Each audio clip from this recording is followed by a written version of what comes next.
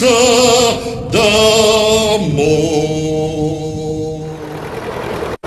В Ингушетии задумались о будущем. И не просто задумались.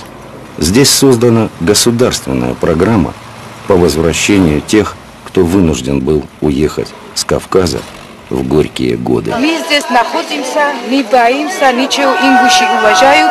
От всех грузинам большое вам спасибо за все. Христос воскрес! Воистину воскрес! Я противник мононациональной республики. Это мононациональность, когда одна национальность. У нас сегодня была, есть и будет многонациональная республика. Я вам могу с огромным таким вот, с Божьей такой благодатью, с Божьей хорошей такой вестью сообщить, что сегодня у нас вернулось 27 русских семей. Я сегодня около 200 заявлений из Астраханской области, из Волгоградской, из Краснодарского края.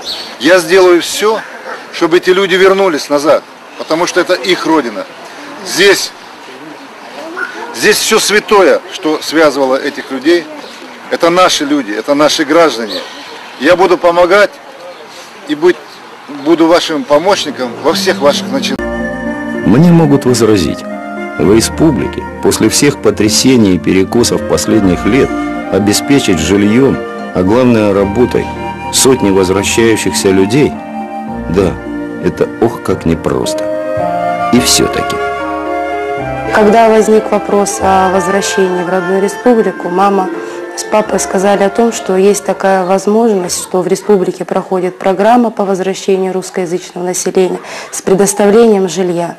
Но для этого нужно вернуться в республику, написать заявление о том, что мы желаем вернуться, и, естественно, устроиться здесь на работу и начать обычный образ жизни, который здесь ведут все люди. Работать для республики, жить для республики, воспитывать детей и так далее. Вопрос о том, желаю ли я вернуться в республику, никогда не возникал, потому что я всегда хотела вернуться на родину.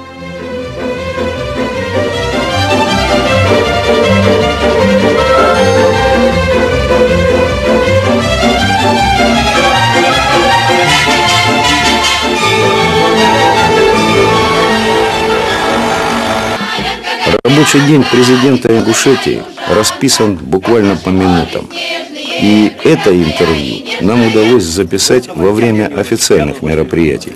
Впрочем, событие для Ингушетии знаковое. В Назрани начал работу возрожденный, а по сути новый завод электродвигателей. А значит, еще 400 рабочих мест.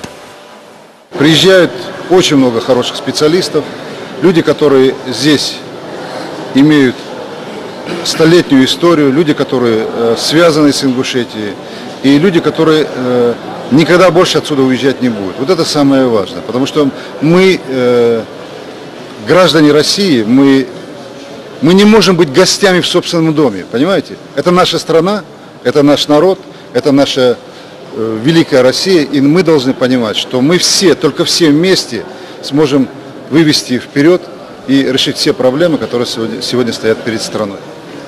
Мы сегодня решаем проблемы людей, которые живут у нас в Ингушетии, и вот даже если брать беженцев, не потому, кто какой национальности, подход божеский, человеческий и самое главное, душевный.